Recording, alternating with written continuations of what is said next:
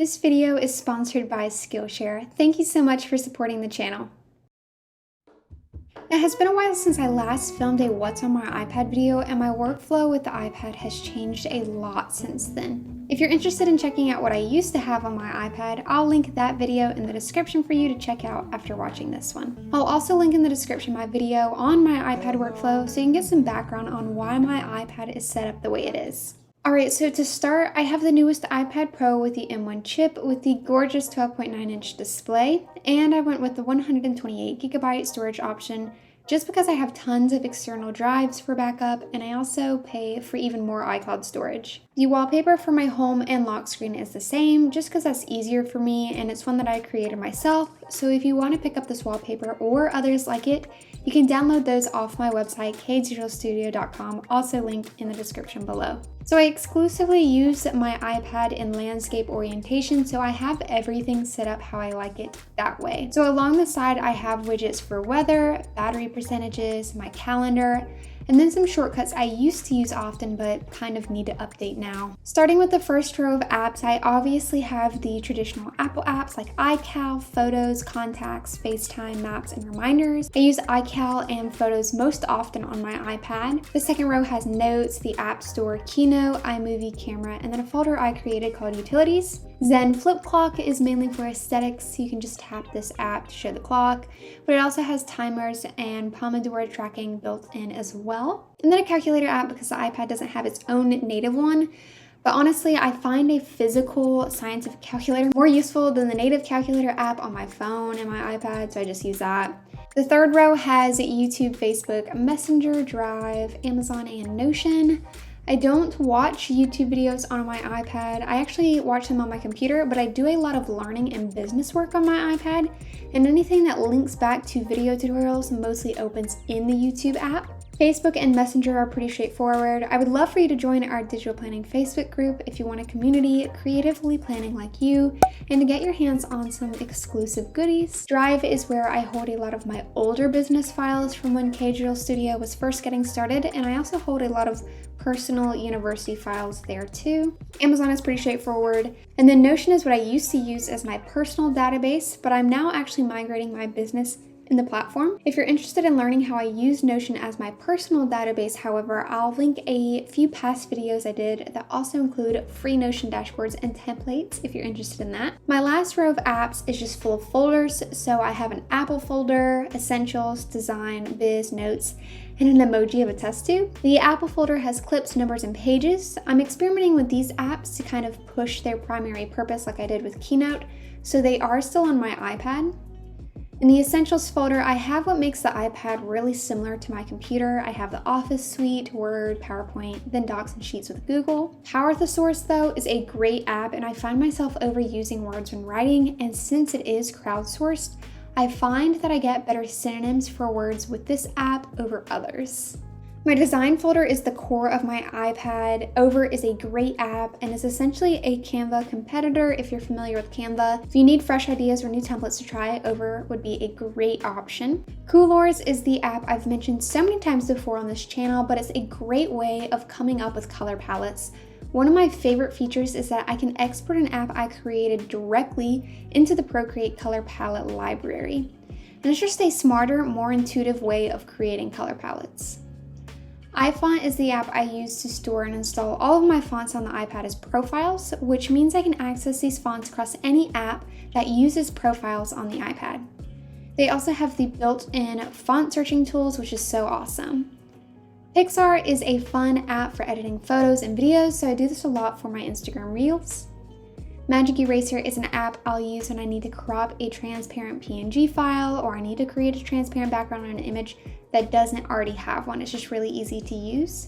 Affinity Designer has been well talked about before on the iPad, and I haven't had the chance to explore it as much, but I have generated my main logos within the app and it worked really well. Hoping to have more time to work in Affinity and maybe come up with some videos, so let me know if you're interested in that.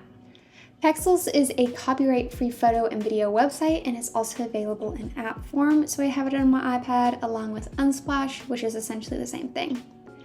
Linea Sketch is another app that I want to explore a bit more, but it's essentially an app for those who want to draw and illustrate for free on the iPad without purchasing an app like Procreate, and it was recommended for me to try as a Procreate alternative for those who don't have the means to purchase Procreate. Lightroom is what I use to edit photos, so that's pretty straightforward. Animatic is a fun app for creating just really quick and easy animations. You can do those in Procreate as well, but it's easier to copy over into Instagram stories and you can send them over your socials as well. InShot is the app I've been using to edit reels, but mainly use this on my phone, admittedly. Canva and Canva Stories, great options for easy graphic design and templates. Canva is where I edited my website and course graphics. Vectornator is a great app for obviously vectorizing your art, so I create whatever I want in Procreate and then I can just pull it into Vectornator to vectorize.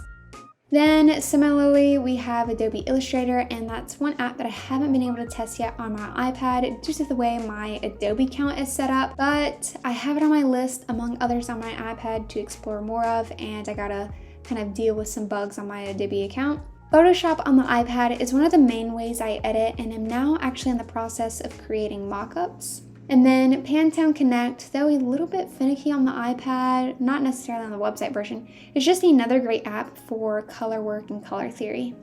Then I have my Biz folder, which holds Instagram. If you aren't already following me over there, I share daily stories and I'm able to connect with you more often there. Etsy and Etsy seller apps is how you manage the Etsy shop of K Digital Studio. And then the next app I have on my iPad is Skillshare, who is so kindly sponsoring today's video. So if you aren't familiar with Skillshare, Skillshare offers thousands of classes for creative and curious people, ranging from photography and video editing to iPad lettering to traditional watercolor.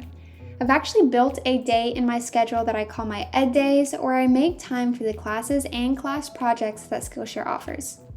There aren't any ads, and with my subscription, I get unlimited access to any class that interests me. So one day I can sharpen my editing skills in Final Cut Pro with Ali Abdaal's video editing with Final Cut Pro X from beginner to YouTuber class. And then the next day I can rewatch one of my favorite classes by Liz Collier-Brown, Wildflowers in Procreate. I find with each class I take, or even rewatch, I'm gaining something new or seeing in a way that I haven't before, like maximizing my organization space in Final Cut Pro, like in Ali Abdaal's class, or just getting my messy sketches on my iPad now so I can refine them later, like in Liz's Wildflowers in Procreate class. I now have my own class on Skillshare called Paper to Pixels: How to Make a Hyperlinked Digital Planner for Beginners, and I would love for you to join me and the rest of the Skillshare community. And so the first 1,000 of my subscribers to click the link in my description will get a free trial of premium membership so you can explore your creativity. You can also find the links to all of my favorite classes I've taken on Skillshare in the description as well. I then have the YouTube Studio app on my iPad for checking up on my video progress and analytics. Planoly is an app that I use to plan and schedule my Instagram feed. I like to automate as much as I can, and Planoly helps me tremendously with that. ClickUp is the app I use to manage my business and project management, but I'm slowly transitioning out of that program and back into Notion. Be sure to follow me on Pinterest. I like using that platform to share even more digital planning and iPad tips, along with some color palette, inspiration, and other fun stuff. TestFlight is the app I use to try out beta versions of a lot of apps. Sometimes companies and developers will invite me to their private beta to try out their app on the iPad, and then I can give them feedback, and it requires TestFlight. This notes folder is where I throw all of my note-taking and markup apps. So I have GoodNotes 4, which I believe has been phased out and might actually be time to delete that. And then Notability. I like having all of these apps to test things out and share comparisons and more content with you. I do have a Notability versus GoodNotes video that I can link below if you're trying to decide the best note-taking app for you. Then there is NoteShelf and Flexel 1 and 2, Nebo, and OneNote. I'll also link videos that I created on OneNote, and through that you can also access for free a OneNote digital planner that I created. This last folder on my iPad is my experimental folder, hence the test tube. You all know I love trying new things and want to find decent alternatives to share, whether they are free or offer a different feature, something exciting, I don't know. So these apps are apps that I'm still testing out and playing around with, and who knows, maybe featured in upcoming videos.